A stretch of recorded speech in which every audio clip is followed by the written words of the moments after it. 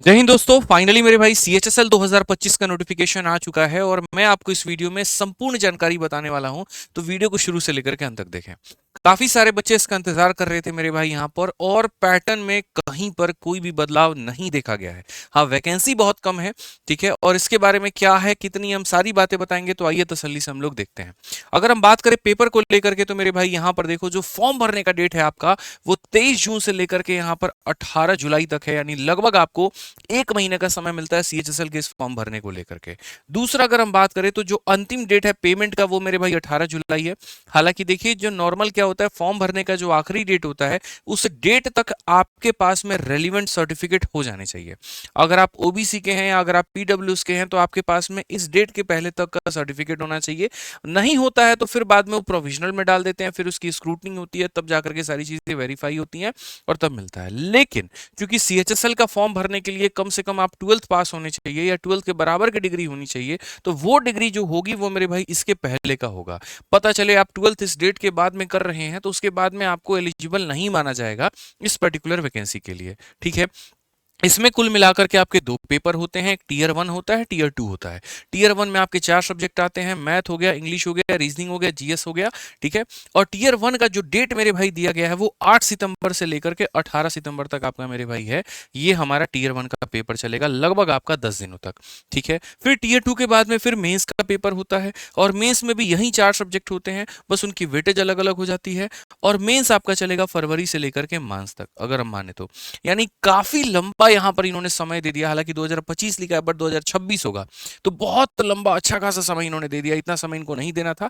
दिसंबर में अगर ये सीजल का मेंस का पेपर ले रहे हैं तो उसके आसपास ले लेते हैं, लेकिन बहुत लंबा इन्होंने खींच दिया, ठीक है। एक टोल फ्री नंबर भी दिया हुआ है कि अगर कोई परेशानी हो तो आप इस नंबर पर संपर्क करके बात कर सकते हैं। फॉर्म भरने में कहीं पर कोई दिक्कत है तो आप यहाँ पर जानकारी प्राप्त कर सकते हैं। इसके अलावा मेरे भाई सारे पदों के बारे में इन्होंने बताया हुआ है, जैसे कि आपका LDC हो गया, GSA का पद हो गया, आपके सामने डाटा एंट्री ऑपरेटर का हो गया, सारी बातें बताई हैं। और कुल मिलाकर के ये कहा गया है कि जो अभी हाल फिलहाल टेंटेटिव वैकेंसीज है वो हमारी इतनी है। कभी CHSL के एक वक्त में बहुत ज्यादा वैकेंसी लेकर के आता था, क्योंकि PA और SA इसके साथ में जुड़ा हुआ था। लेकिन पोस्टल असिस्टेंट और सॉर्टिंग असिस्टेंट को सीजीएल में डाल दिया गया, तो यहाँ वैकेंसी कम हो गई। और 3131, मतलब लगभग ऊंट के मुंह में जीरा के बराबर की ये वैकेंसी है। ये वैकेंसी बहुत ही कम है, इसको बढ़ना चाहिए। हालांकि टेंटेटिव है, बढ़ जाए जितना तो उतना बेहतर है।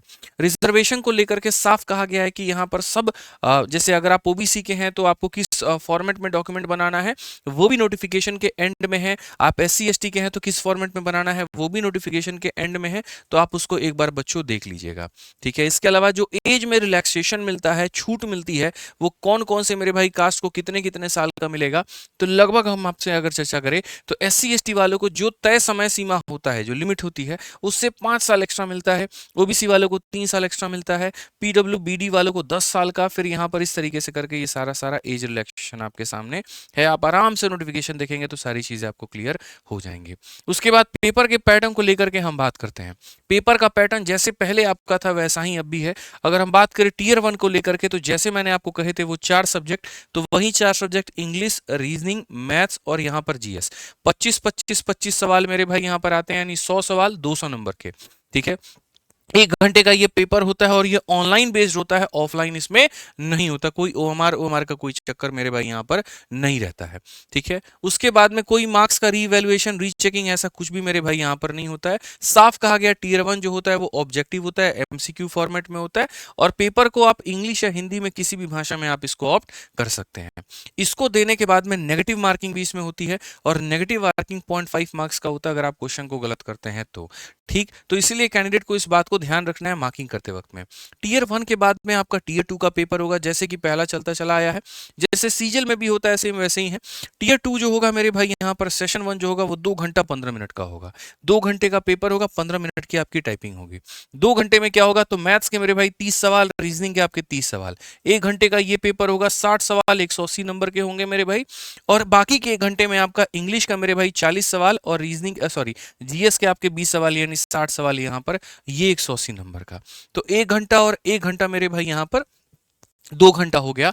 और उसके बाद में आपको कंप्यूटर के लिए 15 मिनट का मेरे भाई आपका 15 मिनट का टेस्ट होगा, 15 सवाल होंगे, 3-3 नंबर के, 45 नंबर का हो गया। कंप्यूटर के मार्क्स नहीं जोड़े जाते हैं, ये क्वालिफाइंग होता है, सिर्फ क्वालिफाइंग इन नेचर होगा हर पदों के लिए लगभग यहाँ पे। ठीक है, जब ये आप सारा सारा मेरे भाई दे देंगे तो उसके बाद में आपका तब मेरिट बनता है, और मेरिट बनने के आधार पर तब आपके हाथ में नौकरी आती है।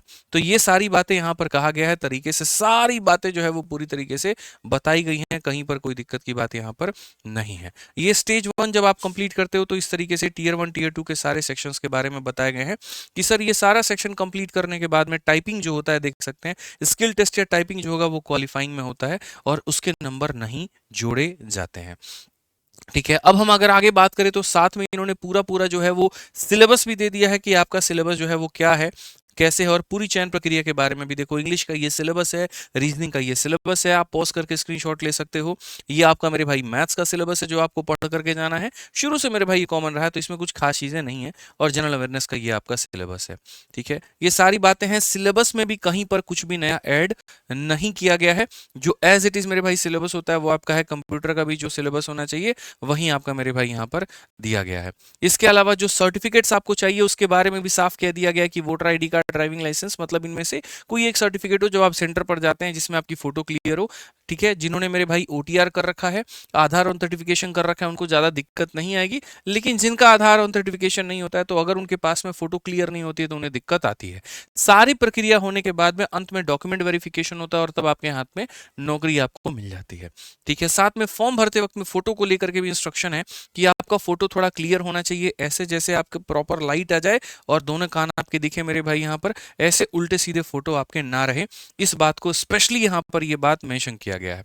डॉक्यूमेंट के फॉर्मेट क्या होने चाहिए, ओबीसी वालों को लेकर के जो एज रिलैक्सेशन ले रहे हैं, ठीक है, या जो कोटा क्लेम कर रहे हैं, तो उस फॉर्मेट के बारे में भी ये पूरी तरीके से यहाँ पर दिया गया है। एक्स सर्विसमैन का फॉर्मेट यहाँ पर क्या होगा, ओबीसी का फॉर्मेट क्या होगा, एससी का फॉर्मेट क्या होगा, एसटी का फॉर्मेट क्या होगा, तो आप इसको बढ़िया तरीके से देख लीजिएगा।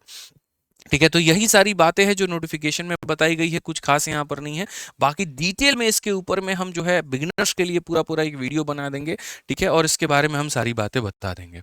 इसके अलावा जितने भी हमारे भाई हैं देखो जो लगना चाहते हैं, मौका है उनके पास में जबरदस्त तरीके से तैयारी को अपने एक मुकाम अंजाम देने का, बेहतर देने का, और वो है मेरे भाई अभी नया लॉन्च हुआ हमारा कॉम्बो बीओडी बैच। ठीक है, कम समय है आपके पास में, ऐसे में पूरा सब्जेक्ट अगर आपको खत्म करना है तो अभी रैंकर्स गुरुकुल पर मेरे भाई ऑफर चल रहा है। मैथ्स का वीओडी बैच, रीजनिंग का वीओडी बैच, इंग्लिश का वीओडी बैच, जीएस का वीओडी बैच, सभी के वीओडी बैच को मेरे भाई, जो कि लगभग 2000 से ऊपर का आपका पड़ता था, 2200 के करीब में, उसमें कंप्यूटर भी आप जोड़ लीजिए, वो सिर्फ और सिर्फ 1599 में, सिर्फ और सिर्फ मेरे भाई 1599 में अगर आप देखोगे तो 1599 में सभी का मेरे भाई यहाँ पर वीओडी बैच मिल जाएगा। कहां पर? आरजी विक्रमजीत एप्लीकेशन पे। तो इस वीओडी बैच के साथ में जुड़ करके आप अपने पूरे तरीके से सिलेबस को खत्म करिए। ये ऑफर सिर्फ और सिर्फ आज और कल के लिए रहेगा, उसके बाद में इसको हटा दिया जाएगा। इनफैक्ट ये बैच ही गायब हो जाएगा, ये दिखेगा भी नहीं आपको। ठीक है, तो अगर आपको कम समय में तैयारी करना है, इस बैच के साथ में बेहतर तरीके से कर सकते हैं और पूर्ण रूप से आप इसका लाभ उठा सकते हैं। इसमें जो वैलिडिटी मिलती है वो लाइफ टाइम मिलती है और बहुत आपको फायदा कराएगी। बाकी और भी कोई जानकारी आपको चाहिए तो वीडियो कमेंट बॉक्स में जरूर बता दीजिएगा। हाजिर रहेंगे एक नई वीडियो के साथ में। आज के लिए इतना ही, बहुत बहुत धन्यवाद। जय हिंद।